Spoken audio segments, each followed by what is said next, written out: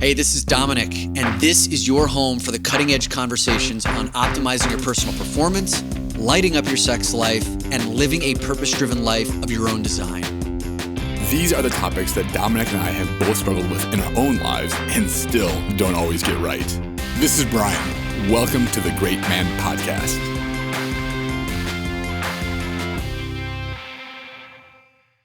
Hello, my brother. Today is a really important conversation about how to become a better male ally in the workplace. So let's put it this way. If all of the women in your ecosystem were polled, now I'm talking about your colleagues, your clients, your bosses, your direct reports, your staff, if they were asked, who are the top male allies that come to their mind, would you be one of the first names to leave their mouth?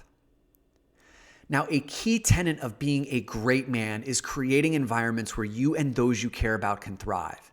And that means being an active advocate and ally for women in the workplace where women are still drastically in the minority in leadership positions.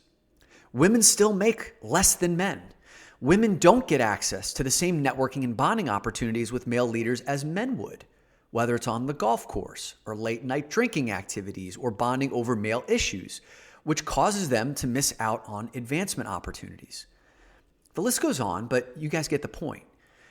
So, if you aspire to be a leader who creates environments where you and those you care about can thrive, then sharpening your sword as a male ally in the workplace is essential. And that is why our conversation today is with organizational psychologist and friend of mine, Rachana Bhide. Rachana built her 20-year career in male-dominated businesses, and she's here to talk to us about how we can become better male allies in the workplace. Now, Rachana is the founder of the Corner of the Court Project, and that's a series of women's stories featuring male allies and the positive impact that these men have had on women's careers and lives. Rachana has a master's degree in organizational psychology from Columbia University, which is where her passion for gender dynamics in the workplace was born. She's spoken at big ticket conferences like Lean In, New York City, Lean In, the book with Sheryl Sandberg, and she was the opening keynote speaker for the entire Women of Silicon Valley conference in 2019, and she crushed that keynote. Now, in this episode, you're going to hear about what the key characteristics are of a great male ally, as defined by Rachana and all of her organizational research and polling numbers of successful women. We'll go into the subtle but important distinction between merely being a mentor to a woman and being an active ally. She dives into how to better understand the psychology of us, men, in the workplace and how we show up there, emotionally speaking, emotional intelligence, and why women and how women benefit from highlighting those of us who are male allies in the workplace, and how you can make yourself more easily identifiable as a male ally in the workplace. So enjoy today's conversation about how to become a better male ally in the workplace with Rachana Bhide.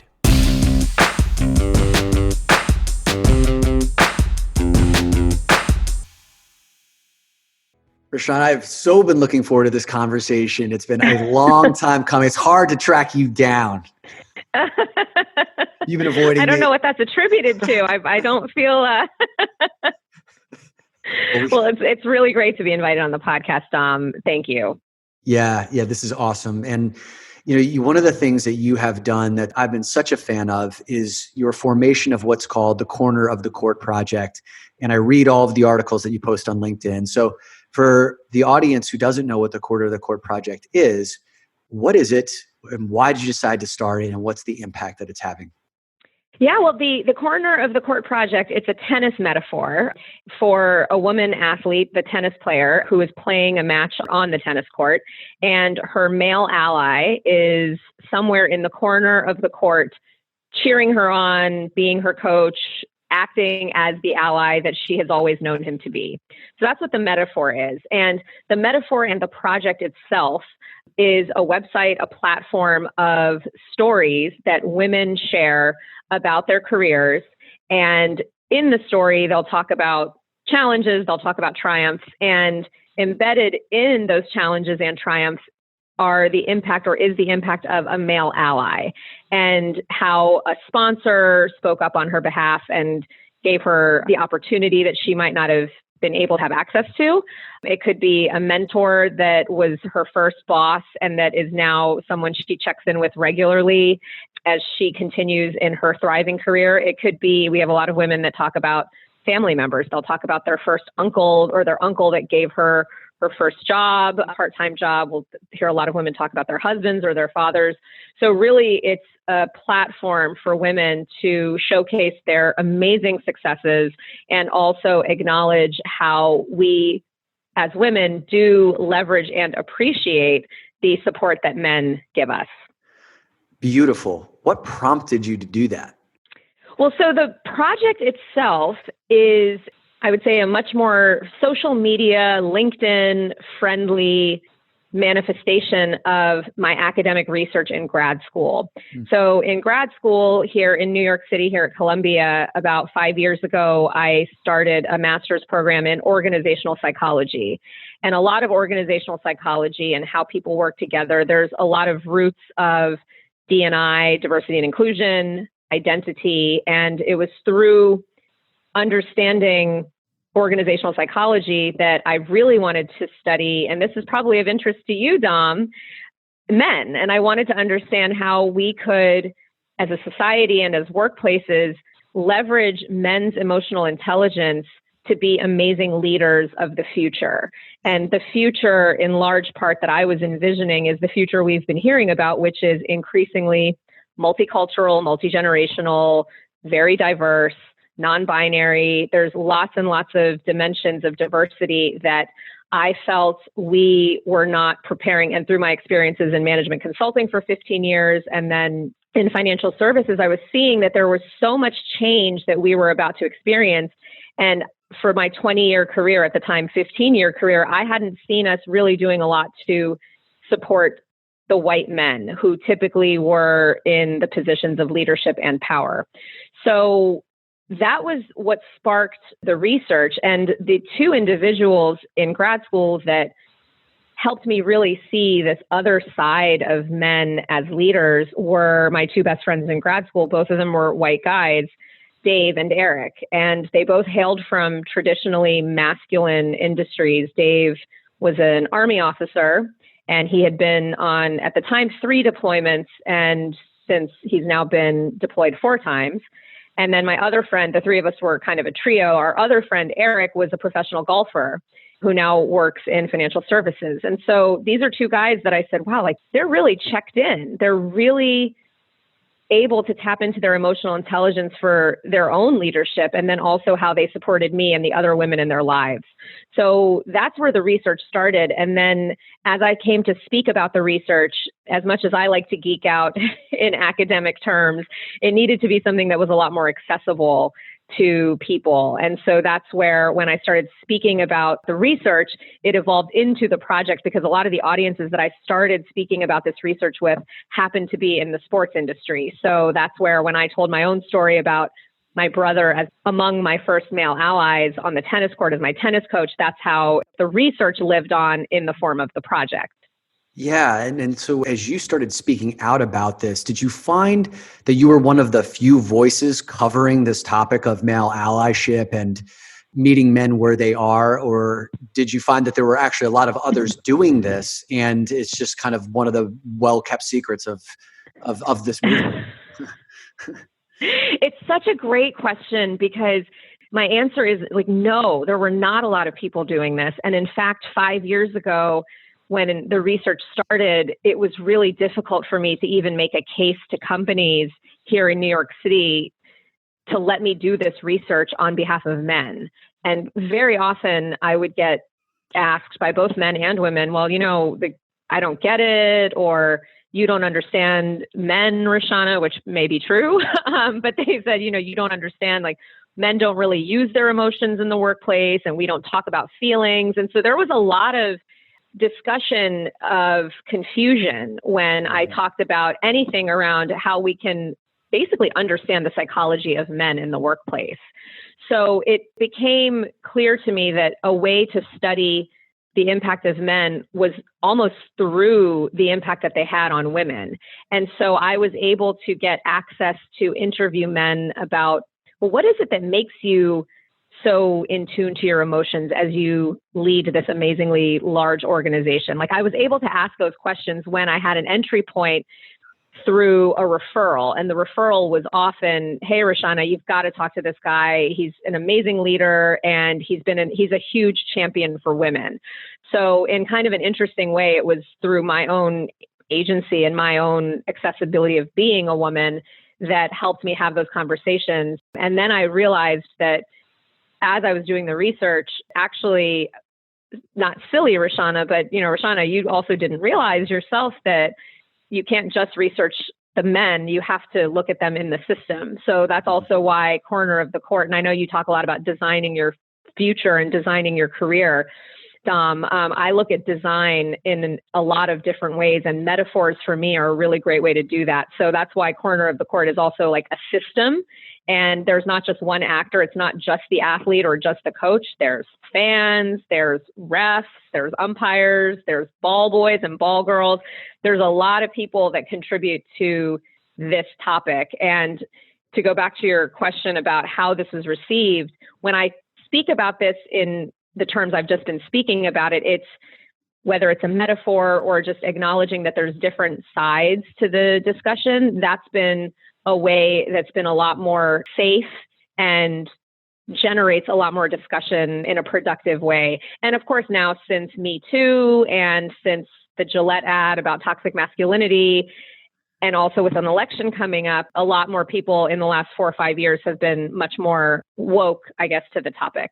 Yeah, that's a great way of saying it. And as you were saying, you were studying the impact of men's behaviors, like right through women. You could have taken, I'm just curious, what caused you to go down the road of the men who had wonderful impacts on women versus the other road that could have just as easily been gone down, which is like the negative impacts that men have on women in the workplace. Like, what caused you to go one direction versus the other? I have never been asked this question in that way before. And it delights me that you say that, because my answer is also somewhat delightful, because I look at positive psychology as a very I won't say under, but there's a lot of potential for us to leverage positive psychology for outcomes that we want. And so positive psychology can be anything from mindfulness. A lot of it can be around appreciative inquiry. So looking at the things that worked and doing more of those things. And so that was just the angle I chose to take, which was there's a lot of men doing a lot of great things. And if we're not telling them or reflecting on how that behavior is productive, then gosh, I would hate for us to lose those behaviors. So it comes from really a place of strength. And the other piece of it too is I grew up with an older brother. I am an Indian woman of color who grew up in the States. For all intents and purposes, like, I really grew up for the first 12 years of my life before the tennis match that inspired the metaphor for corner of the court.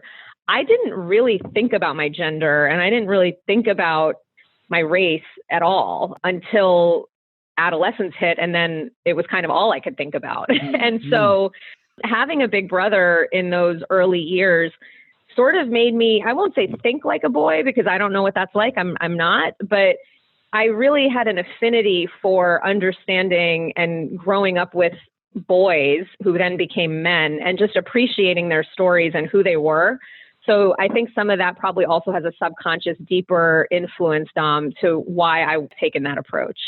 Yeah, that's awesome, Rachana. And it's, speaking on behalf of men, what you're doing is fantastic work. And this is a time of change. There's been a lot of privilege that men have experienced, myself obviously included as a white man growing up here in the United States. There's extraordinary privilege that I didn't even recognize I had, which is a key characteristic of being privileged.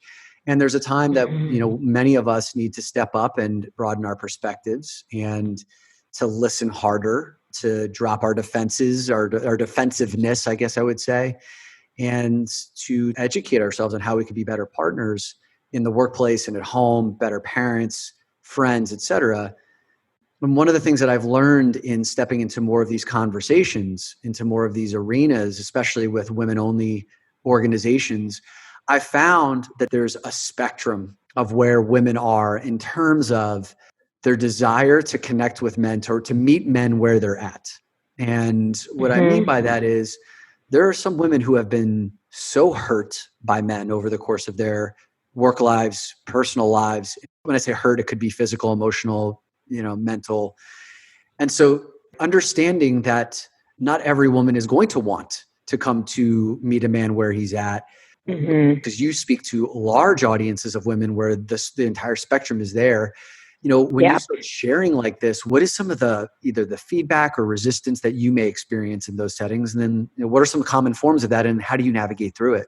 Well, early on in the project, the biggest dissenters that I got were from women who felt exactly, I think, the sentiment of what you're sharing, which is whether it was out of being indignant or just not feeling that they needed to, but it was, we women should not have to meet men where they are. We should not have to take the emotional brunt of feeding men's egos in this way, Rachana. That was a pretty small population, but it was enough to make me sort of have to understand that what I'm doing is in a larger system. And so what I'm doing also, and as Me Too has come out and as discussions about toxic masculinity, I personally don't like the term toxic masculinity, but as masculinity have come into the workplace, there's a lot of people taking different views and contributing to the work in different ways. And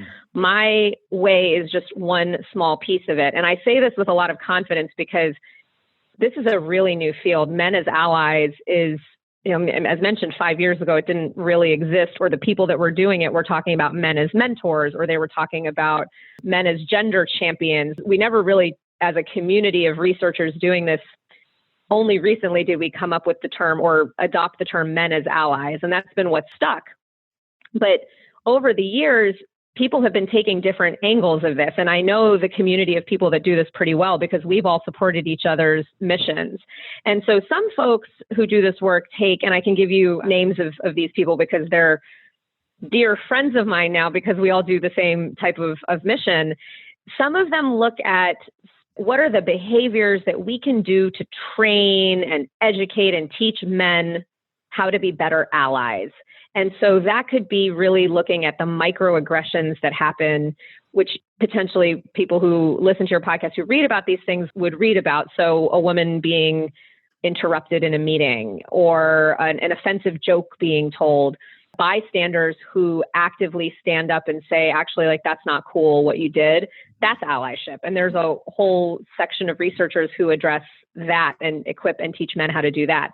There's men who speak to other men about their experiences, mentoring and sponsoring women and some of those opportunities and challenges that come with that. I can't really weigh in on those. So what I'm doing is one piece of the pie that's a contribution. And the other piece of it too is that because the Corner of the Court Project and the ethos that we have is let's look at the things that men are doing and acknowledge them. It could be a very small thing that the man does that the woman writes about, that it could be he asked her a really thoughtful question that opened up all these possibilities that changed an entire trajectory of her career. It could be a much longer term relationship that she's had with this man that she talks about several ways that he's impacted her. So I loosely call it the long game that I'm playing because I'm not really able to change people's behaviors overnight. It's really to celebrate the existing relationships that we have. And I use the term unconscious advocacy because it's a different side of unconscious bias, which is unconscious advocacy is a lot of these men in our lives are doing really, really positive things on our behalf, and they don't realize it. We don't realize it. So can we bring those to the surface and strengthen relationships in that way? So it's a bit more of a psychological, relationship-driven approach that I take. And I really respect and appreciate that, Rachana, because what we're talking about is massive cultural systemic change. And it's not going to be solved with any one methodology or approach or any one leader. Like, we've all got to take a big bite out of the area that we're most well equipped in. And this is a particular area of interest for you that is desperately needed because speaking as a man who coaches a lot of other men, I have a chance to talk to men when they've let their guards down. And many of them are confused and frustrated about feeling like they're now being attacked in just for showing up and being a dude. And I can understand that there's not a lot of sympathy around that, especially because like guys have had it really good for a long period of time. And so like I can understand the portion of the population that's just like good, like be frustrated. And it pales in comparison to maybe what I've experienced for a period of time. And I completely get that. And if there are also people like you who's like, you know what, I do recognize that still the largest percentage of the population, at least in some of these industries like financial services or in positions of power like government or technology or law, where if we really want change, then we actually have to hit the highest leverage point, which are the people who are in power. And it's still primarily men, primarily white men. And I know that a lot of these guys will draw their swords and shields if they feel like they're being attacked. And like when that happens, they dig in deeper, and the progress that we're looking for, it doesn't get made, right? So the reason why I've always really gravitated towards your approach is because I've seen the healing powers of it.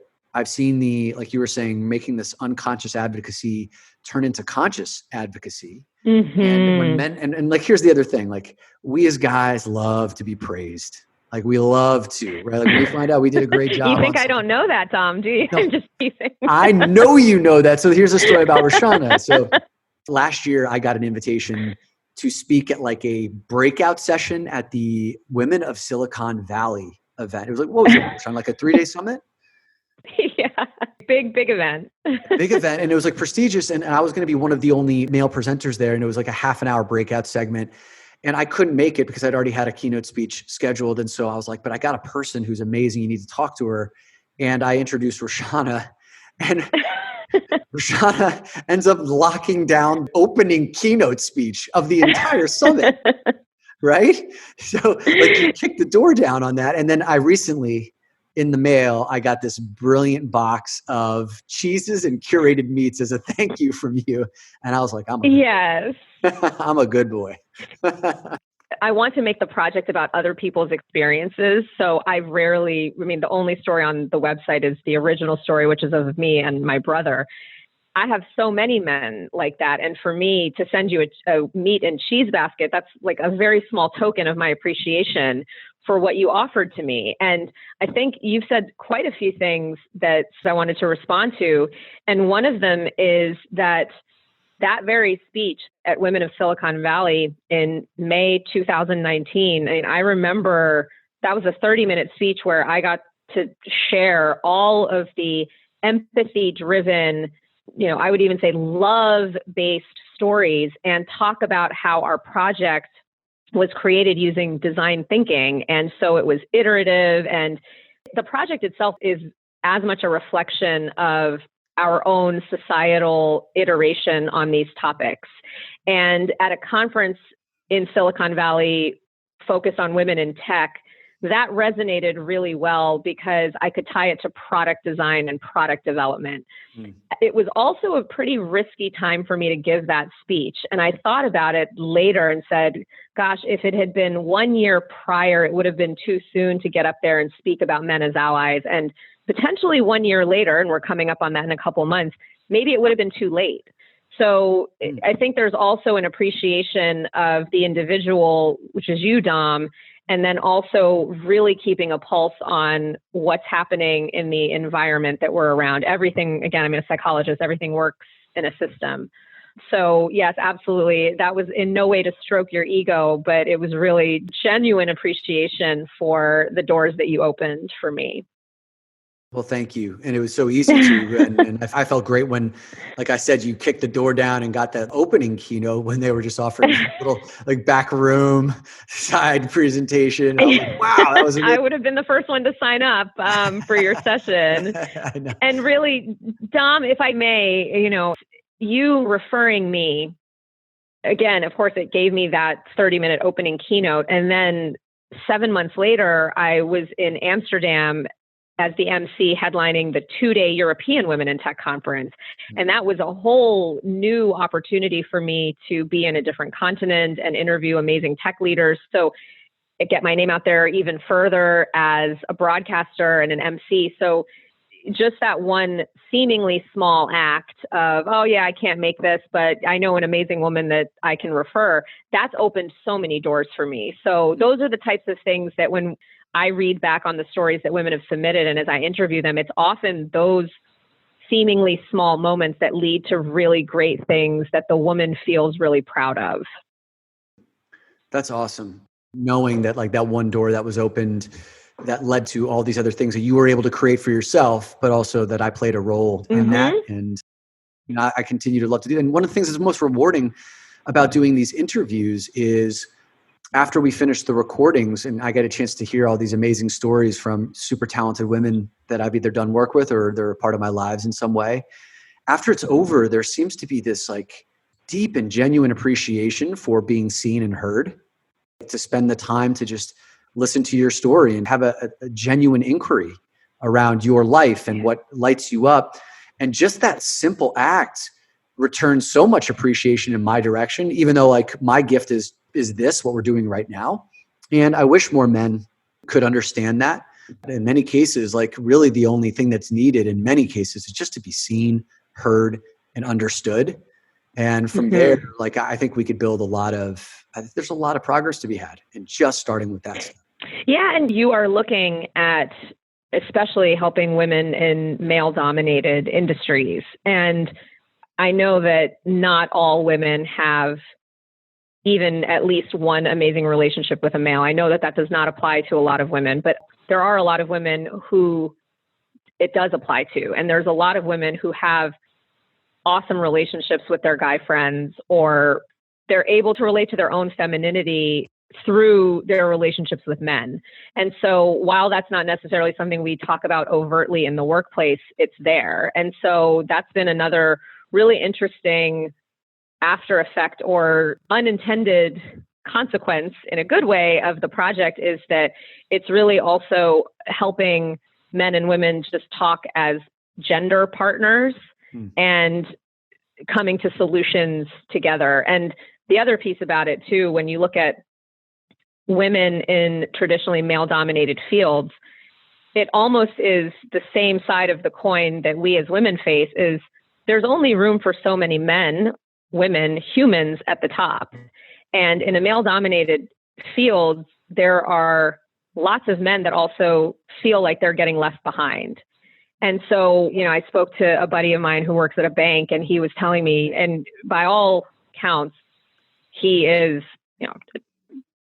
a high flyer. He's everything that you would assume has privilege and the power for really being at the top. And he said, I got on the wrong side of someone and I saw it happen. And I knew in that moment that I was on the blacklist. And he said, I'm still there at the company, but I'm really not thriving. And I said, gosh, I'm getting to hear one man's story because he and I have a positive relationship, that he feels vulnerable and comfortable enough to tell me this.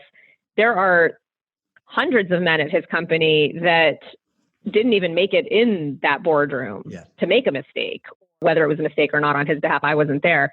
There's a lot of men that just don't have a lot of the characteristics or even just the access to that C-suite that are feeling the same way that we women are feeling. They're in a different set of circumstances and maybe they have different privilege as white men, but the after effects are still the same. So that's another thing that I feel that when we open up, and hopefully the project opens up these communication channels so that we can also not just assume that every man in financial services in this male-dominated industry has a ticket to the top. That's actually not the case.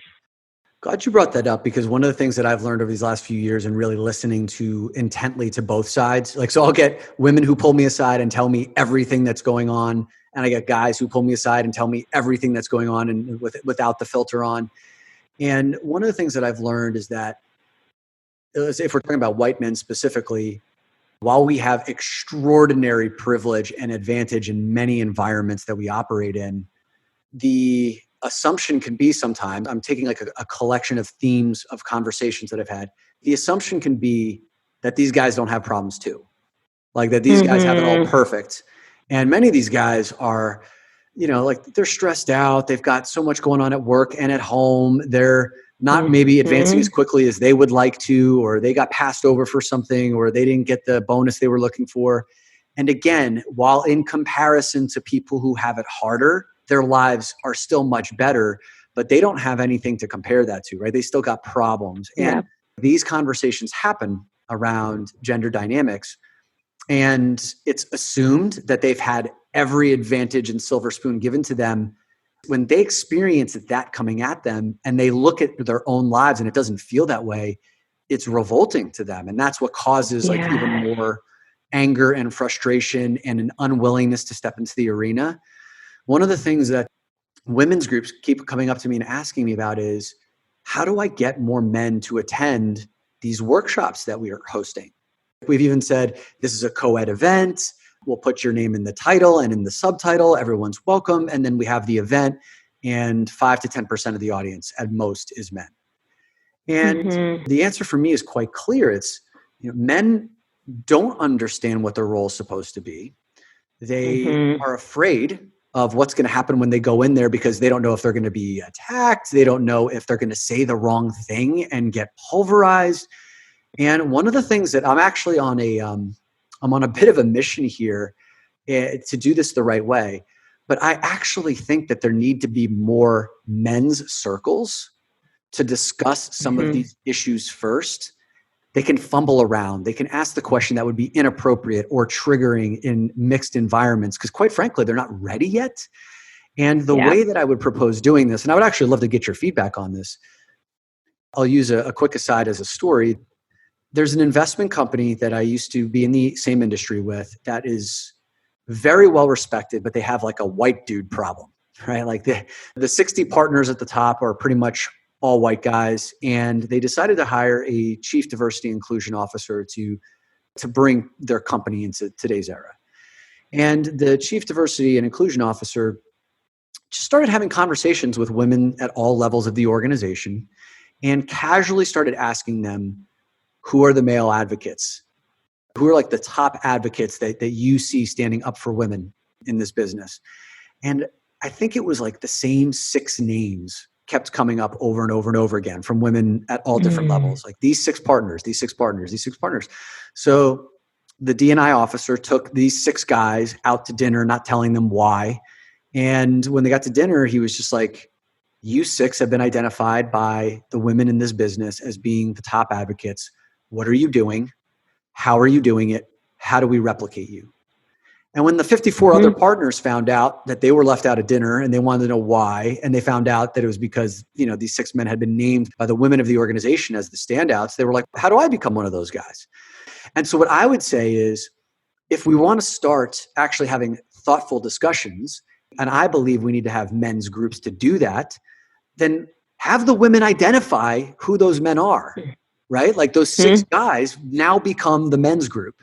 And like this men's group can then tackle some of the topics around equality and it can be informed by women leaders, diversity inclusion officers, but there needs to be a forum for these guys to come in and potentially vent frustrations, to ask silly questions, or maybe be ignorant questions that could be inappropriate in other contexts, to clean that stuff up so that like we are ready to have deeper conversations with one another. What do you think about my grand scheme, Rachana? I'm nodding my head, and I wish that I knew you 5 years ago when I was setting out to do my research. It was a psychology thesis, so I had to run experiments. And so one of them that I did was very similar to what you've proposed, which is having men's only circles to talk about gender equality, but then gender equality really started to become paternity leave, what it's like to be also a man wanting to support his wife who works for a different company, and how they make dual parenting relationships work. There were a lot of things that came up that the men had never had an opportunity to surface, and I wasn't there leading those discussions. But after those sessions, 100% of the men in my small scientific study, said, absolutely, I would participate in something like this again. I think it's important. Now, 5 years ago, when I had pitched this to companies, as I alluded to earlier on the podcast, now I can say it with a little bit more definitive example. I was categorically told, Rachana, you don't know what the heck you're talking about. You really want to bring men together. Men don't talk. Men don't talk about feelings. And so it was that instinctive thing that I had sort of felt. And probably how you and I, Dominic, got to meet each other was through your men's work that led me to say, okay, that might have to wait. And so I think we are at a point now where what you've just proposed will take off. I think the biggest challenge is companies have to invest the time. And often diversity and inclusion programs, which is often where these types of things sit, they have very conflicting priorities. They have very limited budgets. And it's still, this type of work is still seen as a nice to have. So probably what you have posed is primed and ready. We need to be sure that our workplaces allow for these discussions to happen. And we are seeing a lot around parental leave, paternity leave, a lot of things, or men's mental health that thankfully are coming up to the surface now. So what you've proposed, Dom, is something that I can certainly get behind and I would really love to see happen. That's awesome. Yeah. And there's a lot, like you were saying, it could be seen as risky to bring a men's group together, the optics of that. So like everything has to be really thought through and facilitated expertly, right? If you're just trying to bring five guys together and there's someone who's never facilitated these types of discussions before, you're going to be in murky waters. So there's like a lot of considerations. But if businesses are truly interested in the kind of change that they're opining about at the top levels, then you're going to have to make some of these bold moves. And I think you and I can both attest to this. When you enter these waters, you're going to take some punches, right? Like there's no way that you're not going to trigger somebody. There's some landmine you're going to step on.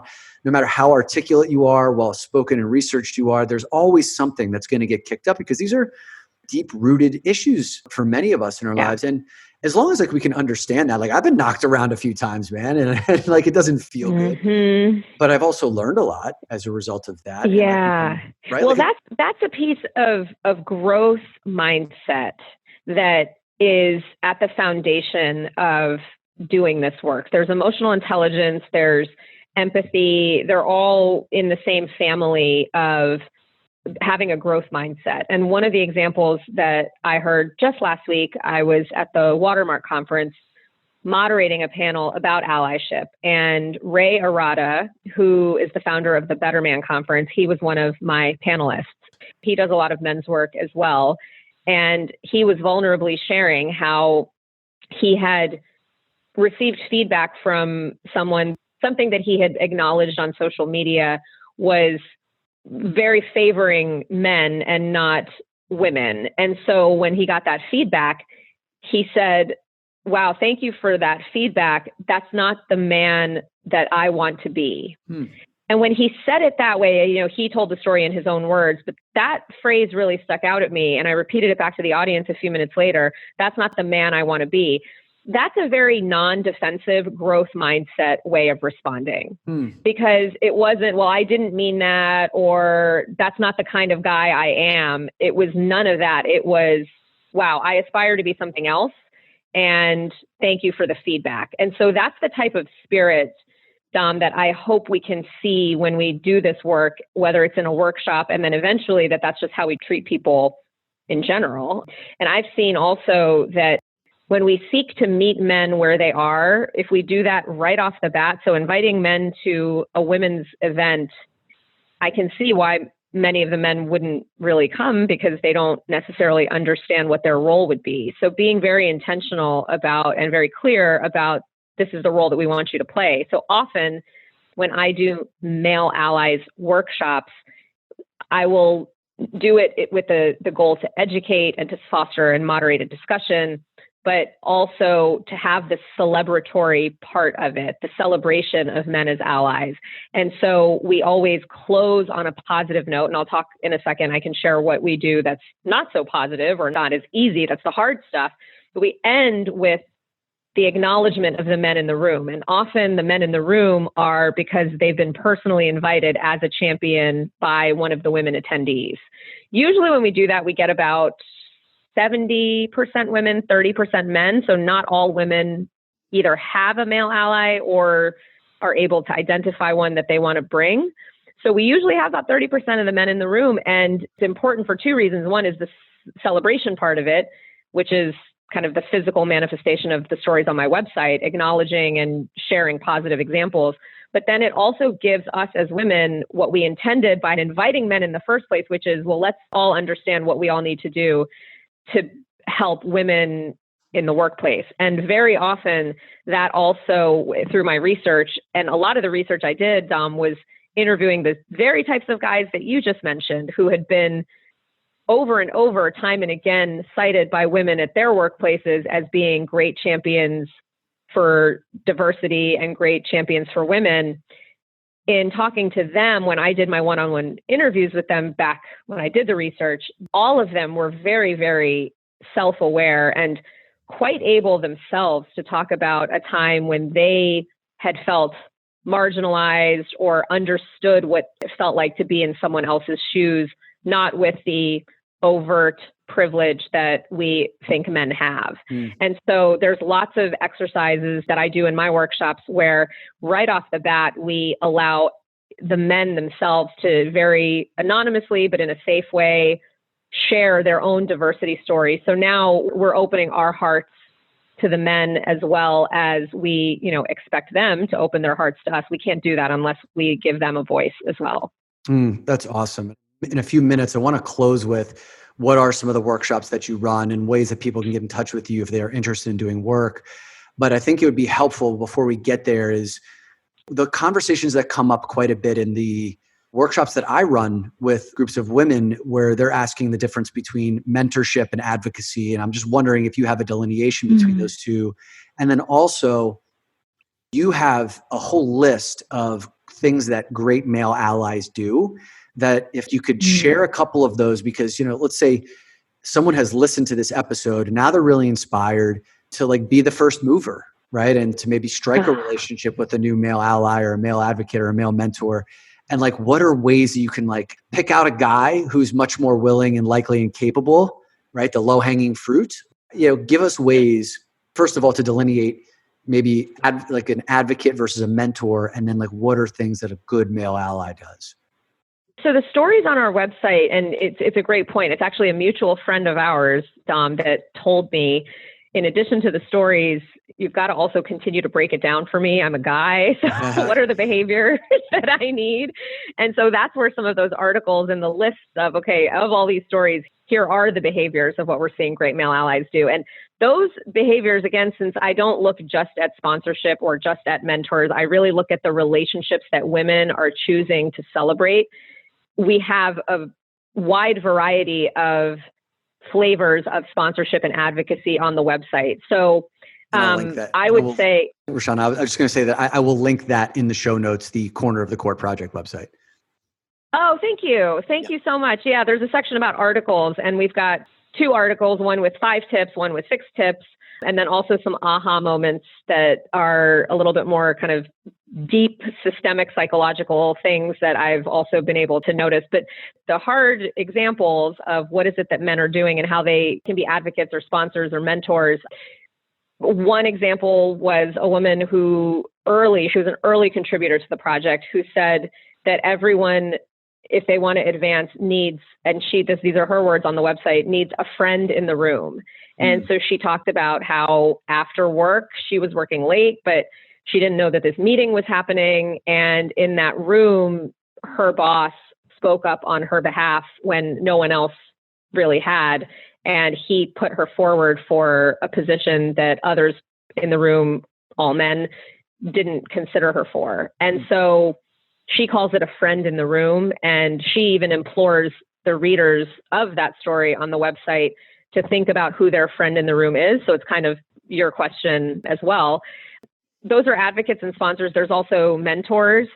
I mean, I can think about personally the life-changing, career-making moments that I've had in the last 5 years. Mine have been less from an advocacy and sponsorship standpoint. They've been more from networking and people opening doors for me. So you, as a great example, we spoke about earlier, a gentleman named Roman who put me up for TV training when I worked in HR, and he said, would you ever want to do this? And he made the connections. And then a year later, after a lot of practice and training, I was on the radio. So those are folks that are examples. You and Roman and others for me are at a point in my career, maybe I wasn't really looking to advance upward. I was looking to add skills to my portfolio. Those were where I found the most impactful mentors and allies in that regard. So I think for women to find the right mentor, the right advocate, the right ally, it's also sort of on us to reflect on what is it that we need. And then it's an extension of the website. Who are those folks in my life right now that probably don't even know that they are making an impact on me? And so that's the other piece that I wanted to just really drive around the audience that we reach with our website is we try to show that one does not need to be in a significant position of power or play the role of the diversity champion for their business unit to actually make an impact. So I hope that more of the people that were not tagged as the 6 guys in your example of being great, I hope that the 100 other guys that were not in that room that said, well, why the heck wasn't I in that room? That affected them because they probably do have close relationships with women. And I hope that the behaviors that they're doing are the ones that we can also highlight and recognize, because those small actions really do lead to potentially massive career success for women. So I can give you a couple examples also of behaviors. So I think you asked for those as well. Did I answer the question about the advocacy and sponsorship? Absolutely. And maybe I'll just even add my own spin based on like some of the crowdsourced definitions that when I facilitated workshops, what women have told me is a mentor is someone that would provide me guidance and wisdom and counseling, but it could be something that happens like completely, like no one else knows about it. The advocacy part of it is like this man is speaking out and makes sure that the next opportunity comes my way, would put his reputation, like he reputationally aligns himself with me. And I think that that was like really helpful for me to understand how women were seeing that, at least from the, the conversations that I've had. Because I think what I was seeing is that there's a fair bit of mentorship, but like that stops just short of what they were looking for, which is like really someone who, when they don't have a seat at the table, that there is someone that's there making sure that she does. Yeah, I like that reputational alignment. That's really great because that's public and there's some risk with it. And a lot of the stories on the website do have that same spirit of this person. And it becomes then some of the behaviors that I call out, which is, some sponsors or allies, they state their role with intention. So some of the women said that and they use the word sponsor in this case, their sponsors were very clear from this get-go that they were going to play this role. In some other regards, the women would say that their sponsor or mentor or ally, but I would say sponsor because of the visible nature of it, as you've defined it, their sponsor would signal to the people in the room how, with his words and his actions, how he supported her. So in addition to speaking up on her behalf, when he's in meetings with her, there's an example of woman Kim, who, when she was the second in command to, let's say, the CEO, and she was his proxy for a meeting, like he made sure he walked into the meeting, he put his coffee cup down, he took control of the meeting, and then he said, Kim is my delegate. She has control of the meeting. And then he physically walked up, took his coffee cup and left. No, he didn't take his coffee cup. I think he gave it to her. So there's also powerful, visible ways to signal that intention as well. So I like the word reputation, because when you do that, there is also, you're putting, as a guy who's sponsoring the woman, you're putting your own faith and eggs in that basket to be with her on her journey. So I think that that's a great example. Awesome. I remember that story, reading it, and that you shared right now, because like some of these like really stay with you after you've read them. And that was one of them. So yeah, Rachana, if you could hit a couple of quick ways that women can identify what really strong male allies do, and then we'll close it up with, how people can reach you if they want to follow you or do work with you. Yes. So a couple of quick things.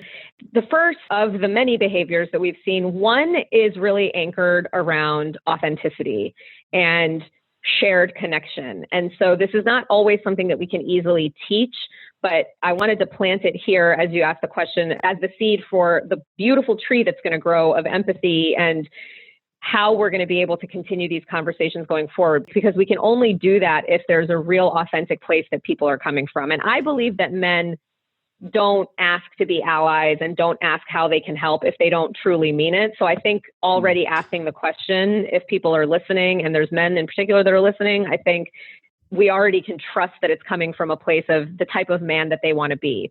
From the women's standpoint, a lot of that can be appreciating his authenticity and acknowledging and seeing how his authenticity is creating shared connection. So Kelly, for example, is a woman who gave a story on the website about her mentor, Harvey, and he's a mentor and she calls him an ally. And they had developed a shared connection over both being military children.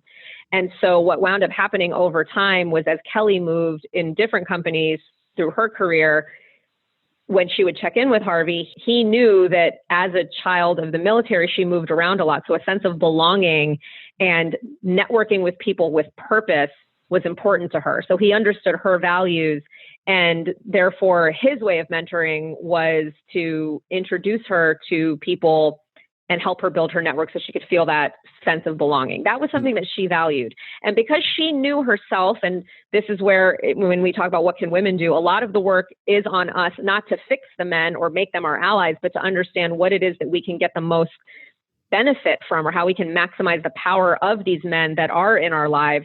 Kelly was really in tune to her own values and said, Harvey knew that this was something that I valued. So she was able to then give attention to that and acknowledge it to Harvey. So now guess what? He continues to, that's how I met her. He continues to share his network with her. So I think that that's one behavior of what men do, is that they bring their authentic selves. They bring a real deep kind of human connection to the women that they mentor. And also the women can acknowledge this authenticity by us, being authentic and self-aware ourselves about what we need. A couple of other ones are around knowing the culture. So everything happens in a system, and what works as being an ally, let's say in the fashion industry, might not be the exact same way allyship shows up in big tech. So knowing the culture is very important. There's some stories on the website that illustrate that, whether it's how to navigate being the first woman to coach in the NFL. Jen Welter, she gave us a story and talked about how Bruce Arians was able to work with the players in, again, it's the NFL, a very male-dominated player culture, to get buy-in and have her. And she even used the word, I think this will be interesting maybe for another podcast of yours, Dom. She used the word heroes. And she said his Bruce Arians, the head coach of the Arizona Cardinals at the time, his knowledge of the culture of the NFL, which was to talk to the players in the locker room and get their buy-in, she said, he let the guys be heroes in hiring me. And that worked for her. Heroes and the white knight doesn't always work in other industries, but in that industry it did. So we also need to be sensitive to the cultures and the workspaces that we're in so that we can be allies in the best way. That's awesome. I remember that story too. So I've read a lot of your stories. I'm so glad, Tom. You're the best. I'm so glad to hear that. I'm going to link some of those stories that I found to really resonate with most. I'll link them in the show notes. So Rachana, obviously people are enamored with you now after listening to you for the past hour or so, whatever we've been doing here. How do people then, where are you going to point them? For people who want to follow your work, where would you point them? And then if someone wants to do further work with you, I don't even know if that's an option right now, but if they do want to, what's the best way of doing that with you? Well, Dom, first of all, really, this is not just gratuitous. if I could give you the meat and cheese platter again at the end of this call, I would, because the opportunity and the ability for me to be able to talk about this project with a male interviewer and the thoughtfulness with which you're asking me how these things show up, it's fueling me to be able to continue the research. So thank you for the opportunity to share with your listeners and also with you. And yeah, I would love to hear from anyone that's interested in chatting about this topic. If you have a story, or if you just want to reflect on what's worked, or some opportunities for growth in the field of allyship and in my own research that you see feedback, LinkedIn is always the best way to reach me. And the website, Corner of the Court Project, it's cornerofthecourt.com. We're going to be giving it a bit of a facelift. We're going to be doing a lot more on Instagram. So we've got an Instagram and a Twitter as well. But LinkedIn is primarily where we've seen the most traction for the stories. And then I'm always open to be added on LinkedIn. And then certainly we can chat about workshops and more. And also that speech for Women of Silicon Valley, that's also on my LinkedIn, which has all the history and background of the project. Oh, you know what I'm going to do? I'm going to make sure I link that so people can just go right down to the show notes and crack out even more on you, Rachana. and if you ever wanted to send me another meat and cheese platter, I would devour it. Are you a vegetarian? That was the only thing I wasn't sure about. People think that I might be. Like, I kind of give off that vegetarian vibe, but I'm not vegetarian at all. Okay, No. good. Yeah. Good. You mentioned the cheese before the meat. And so I said, okay, he's just one of us because I love cheese as well. So I'm glad that it... Yeah, the cheese disappeared the fastest. That's why I said it that way. Yeah.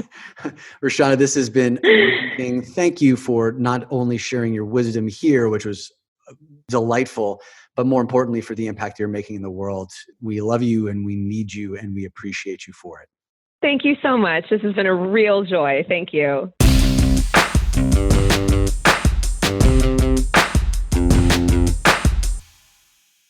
Now, if you're a woman and you're still listening, you're about to be rewarded. This interview that I recorded with Rachana was originally intended to be for a separate 15-part podcast series designed exclusively for women called Design Your Future. And I shine a light on 14 really successful, powerful, and courageous women who have designed a life that they love. And they've shared their stories around how they've beat adversity, how they've beat burnout, how they designed the year of themselves, how they were resilient, how they overcame limiting beliefs. And we compiled all of those into a 15-part interview series called Design Your Future, and Rachana was one of those interviews. And this conversation that we had with Rachana was so powerful that I decided to repurpose it for the Great Man Within podcast because it was perfectly aligned with our male audience.